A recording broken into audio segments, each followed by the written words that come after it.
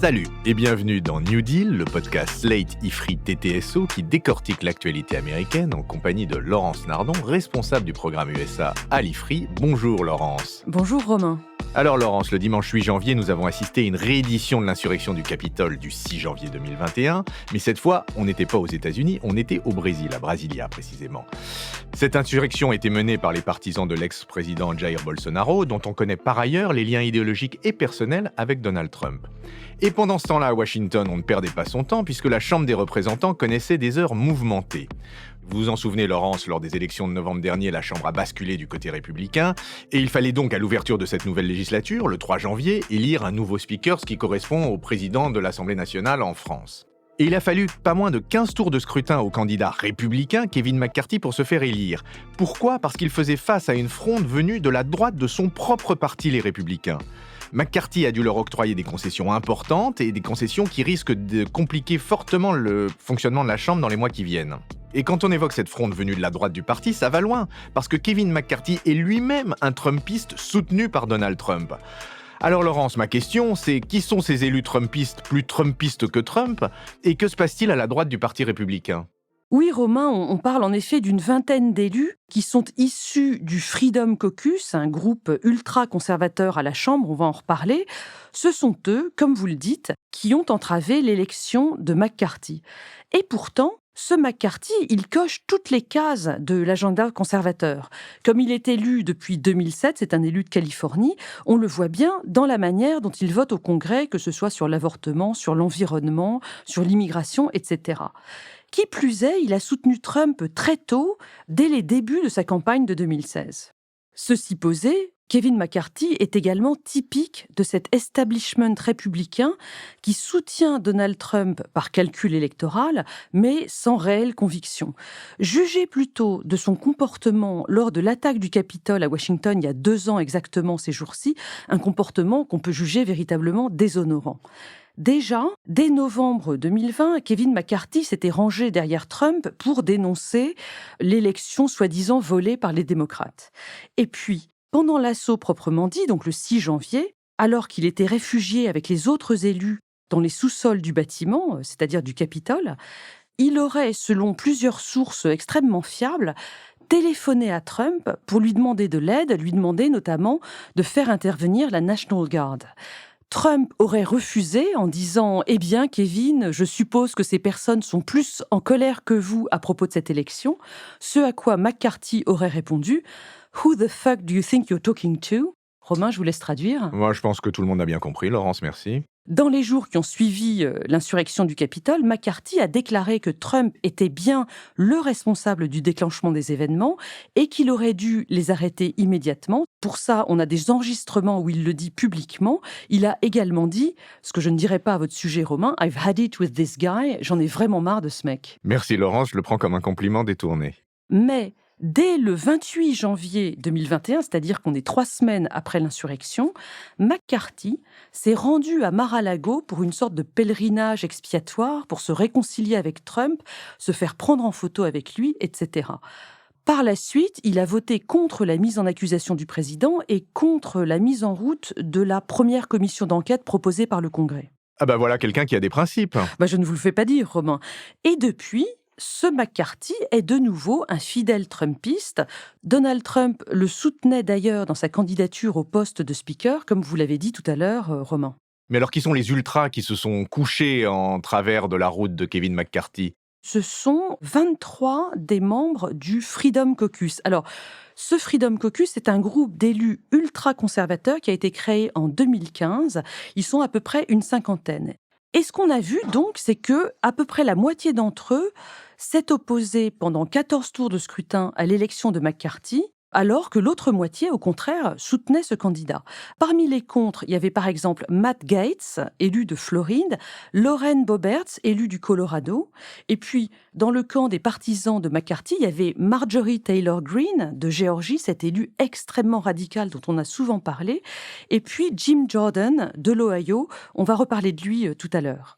Mais alors qu'est-ce qu'ils voulaient concrètement tous ces opposants venus de la droite ? Officiellement, il voulait obtenir des règles de procédure interne à la Chambre, leur donnant plus de pouvoir. Il voulait aussi afficher leur opposition aux politiques de Biden, mais ça, c'est le cas de tous les républicains.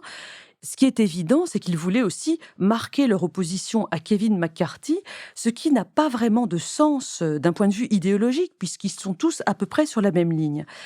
L'explication que je vous proposerai, c'est la suivante. La chaîne de télévision privée C-SPAN, qui a l'exclusivité de la retransmission des débats parlementaires, elle a pu opérer la semaine dernière sans aucune restriction à la Chambre, parce que précisément, en l'absence de speaker, les règles n'étaient pas appliquées comme d'habitude. On a donc vu plein d'images des débats, des images qu'on n'a pas d'habitude. Et Matt Gaetz, en particulier, donc cet élu de Floride, y a vu une occasion de faire littéralement exploser sa popularité. Et c'est pour ça qu'il a continué à s'opposer, c'est-à-dire à voter pour d'autres personnes lors des scrutins. Il a notamment voté 2 fois pour Trump. Et c'est parce qu'il s'est abstenu dans le dernier scrutin que McCarthy a finalement pu être élu. C'était vers 2 heures du matin dans la nuit de vendredi à samedi 6-7 janvier. Donc tout ça, c'était que du show, Laurence ? Ben oui, parce que pour cet élu, Matt Gaetz et certains autres, cette visibilité sur C-SPAN, elle produit le soutien des médias, blogs et autres réseaux sociaux d'extrême droite, et elle rend plus facile pour lui de lever de l'argent auprès des électeurs. Ce que ça veut dire, en réalité, c'est que ces élus, donc, qui se sont opposés à l'élection de McCarthy, ils sont totalement en dehors des structures du Parti républicain, ils sont totalement incontrôlables. Bon, mais alors pourquoi finalement ils ont cédé à McCarthy ? Ils n'ont pas vraiment cédé à McCarthy, comme on va le voir, ils ont juste accepté de le laisser élire parce que c'était dans leur intérêt au final. Concrètement, dans la nuit de vendredi à samedi, on sait que Matt Gaetz a reçu un coup de fil de Donald Trump lui-même, lui demandant d'accepter cette élection de McCarthy.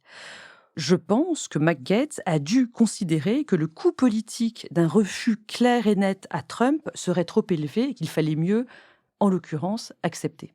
Et donc ça a débloqué la situation et les élus ont pu prêter serment sous la dictée de Kevin McCarthy. Do you solemnly swear or affirm that you will support and defend the Constitution of the United States against all enemies, foreign and domestic, and that you will well and faithfully discharge the duties of the office on which you are about to enter, so help you God? Et maintenant, parlons concrètement. Quelles concessions Kevin McCarthy a-t-il finalement octroyées ? On ne les connaît pas toutes parce que certains échanges ont eu lieu en toute discrétion la semaine dernière. Ce qu'on peut penser, c'est que les membres du Freedom Caucus seront majoritaires dans les instances de la Chambre qui décident des lois et des amendements qui sont mis à l'agenda. Une autre concession qui vient d'être votée mardi 10 janvier, c'est la création d'une sous-commission de la Chambre pour enquêter sur ce que les républicains appellent la weaponization du gouvernement fédéral, c'est-à-dire le fait d'utiliser des ressources publiques pour des enquêtes sur Trump du type de la commission du 6 janvier. En quelque sorte, une commission d'enquête sur les commissions d'enquête. Absolument, et ça mène certains démocrates à dénoncer un retour au McCarthyisme. Là, on ne parle plus de Kevin McCarthy, mais de Joe McCarthy, évidemment, celui des années 50. Autre modification extrêmement importante, c'est que dorénavant, un seul élu pourra demander la tenue d'un vote de confiance immédiat à propos du speaker. En gros, McCarthy pourra se faire virer n'importe quand. Oui, il va être véritablement l'otage de cette vingtaine d'élus d'extrême droite. On peut s'attendre à un chaos indescriptible à la Chambre des représentants. Mais c'est pas fini, il y a encore d'autres concessions qui ont été accordées. Je vous en cite encore 2 importantes. La première, qui est peut-être pas si mal, c'est que les nouvelles règles vont prévoir plus de temps pour lire les textes de loi avant le débat et plus de temps pour le débat lui-même, notamment les débats budgétaires. Alors c'est pas mal parce qu'il y aura plus de transparence, mais les travaux de la Chambre vont aussi être rendus beaucoup plus longs. Et puisqu'on parle de budget, l'une des dernières modifications qu'il faut mentionner, c'est la possibilité de coupe budgétaire avec des menaces sur le budget de défense, qui est un peu compliqué compte tenu de la situation avec l'Ukraine, et aussi un très gros risque de blocage lors du prochain relèvement du plafond de la dette, qui est attendu pour septembre prochain. Oui, on peut donc s'attendre à un psychodrame avec probablement la fermeture des institutions fédérales, le shutdown, on en a déjà parlé, et potentiellement une menace de défaut du gouvernement américain. Parce que le Freedom Caucus, c'est aussi un groupe très très hostile à la dépense publique. Oui, il y a des libertariens dans le Freedom Caucus et donc le gouvernement doit, à leurs yeux, en faire le moins possible et dépenser le moins possible. Mais cette question de l'orthodoxie budgétaire, de l'orthodoxie financière, c'est-à-dire la tenue des comptes publics, etc., c'est quand même très ambigu. C'est bien l'un des dogmes de la droite américaine et du libéralisme, mais déjà, sous Reagan, la dette du pays avait explosé. On était dans le contexte de la baisse des impôts et des grands programmes militaires de la fin de la guerre froide. Avec Trump, entre 2016 et 2020, ce principe avait également volé en éclats. Mais maintenant que ce sont les démocrates qui sont à la Maison-Blanche et que les dépenses publiques liées aux grandes lois de Biden sont à nouveau en hausse, eh bien, le Freedom Caucus revient à ses fondamentaux et les dénonce comme le socialisme le plus néfaste. Bien noté, Laurence, mais revenons à cette chambre dysfonctionnelle. Le fait que le Sénat soit resté démocrate, ça va pas permettre de limiter un peu les dégâts ? Ce qui est certain, c'est qu'avec un Sénat démocrate et une Chambre républicaine, très peu de lois vont pouvoir être votées. Donc, les lois qui seront éventuellement proposées par cette minorité ultra-républicaine de la Chambre, elles n'auront pas beaucoup d'avenir. Mais ce qui est certain, c'est qu'on va avoir énormément d'immobilisme, d'obstruction, avec, on a employé le terme déjà, des psychodrames sans cesse. En gros, un spectacle navrant pour les électeurs américains.